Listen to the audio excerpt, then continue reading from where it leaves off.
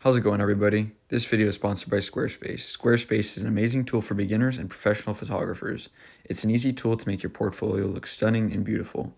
Head to our link in our bio to get 10% off your Squarespace subscription. Thank you. But then at the end of the day, no, like, do what you like. And then if they like it, then that's great. If not, it's not meant to be. Someone else will, you know?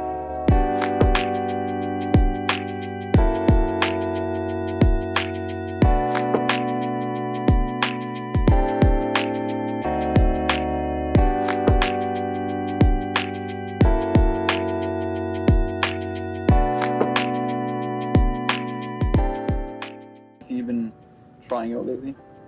Well, I'm working on a project actually. I'm trying to see how I can use my pictures and create like products that people can have.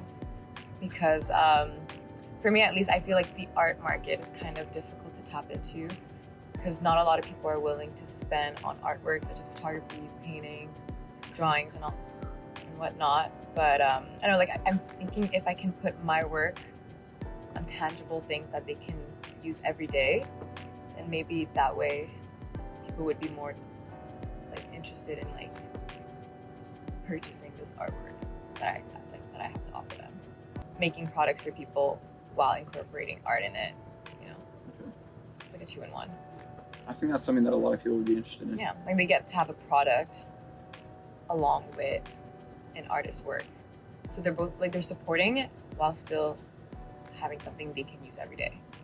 You still get some kind of value out of it. Exactly, you know. So that's what I'm trying to dig into.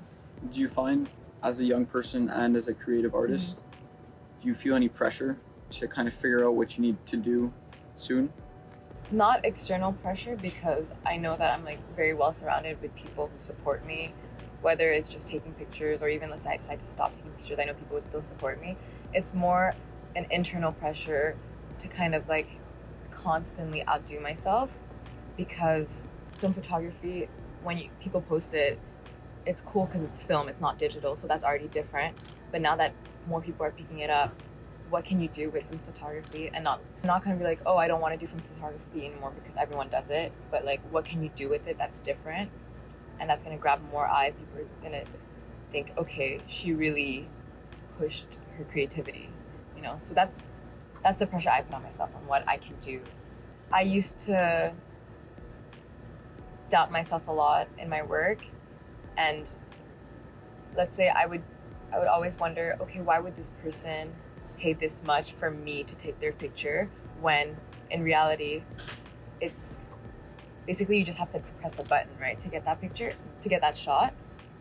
But then someone, like a couple of people have told me that no, when they hire you, they're hiring your artistic eye, let's say, or your vision.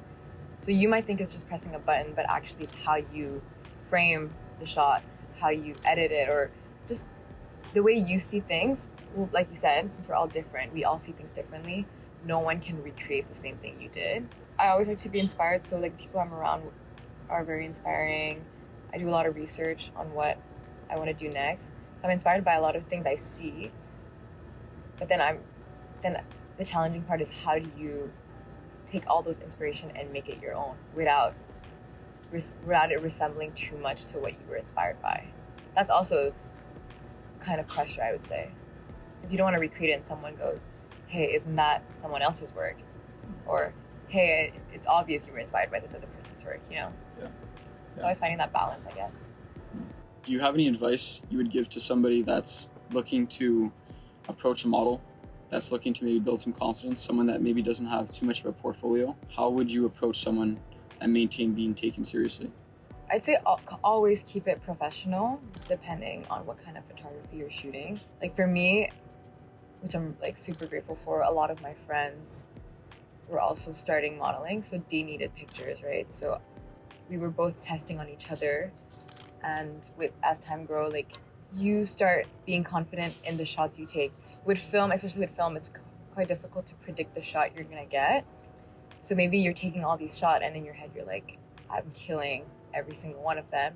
And then you develop it and you hate most of it. And you kind of feel like embarrassed or guilty to go to like show the model, like, this is what I took. work with one camera. Like, I guess one advice would be work with one camera, learn it, learn exactly how it works, and then practice beforehand with friends. Or let's say you have like a concept in your head, do that with someone else before you approach the model, see how the pictures turned out, like criticize those pictures, see what you can do better next time, and then try it out with the model. Okay. Is there a particular reason that you like shooting on film more than any other reason? Well, right now I'm comfortable with film, and the only reason I'm not going to digital is because I just feel like with digital I catch myself just taking more shots than I need, and since I'm an indecisive person, having to choose from all those shots, just it's a lot for me. Film, there's just something about it. I'm gonna say something super cliche, but just the whole old vintage aspect of it just elevates the picture. I don't know, it just looks different, and that difference is something I like and I want to pursue. Are there any particular styles? I know you shoot a lot of portraits and you shoot a lot of nude photography. Yeah. Can you tell me more about that? I do like portraits a lot more than landscape because I feel like everyone's faces all have something unique and like particular. I don't know, it might not be conventionally beautiful, but there's always something that creates like an intrigue, you know? And to be able to capture that from how I see it, from my perspective, like I love that. People's faces inspire me a lot. And when I want to shoot, I'll see someone and then I'll be like, okay, from there I'll create a concept with their face. You know, I won't think of a concept first and then pick a model that fit best. It's like, no, that face inspired me to do this, you know? Okay. Do you have any advice that you would give to someone that's working with models on how to maybe comfort or make them a little bit more comfortable? I think it's, again, confidence. Like when you're going into a shoot, you as a photographer have a clear idea of what you're looking for. And maybe if you can, obviously, meet up with the model first, discuss that. So they're not just thrown into that on the spot when they get there. It's like, okay, you ready? Let's shoot. You know, because you kind of, I think everyone, especially if someone if you're shooting a stranger, you kind of have to like make a connection, like a basic connection where they feel, okay, I can trust this person, and then they'll listen to you and they'll recreate it. And once they're comfortable on the camera, you'll start to get what you want, like the poses and all that, and then from there, you know how they move, you can direct them properly, you know. Who's someone that you would just love to collaborate with on a project? I would like to do a project with Stussy one day. I think that would be really cool if they like allow me to have that creative freedom and creative direction. I would love that. But I think right now I'm more focused on finding a mentor so they can kind of guide me into a path where I know more what I want to do with my photography and teach me new things too. Sean Brown, if you're watching this, Yeah. mentor me. Okay. What do you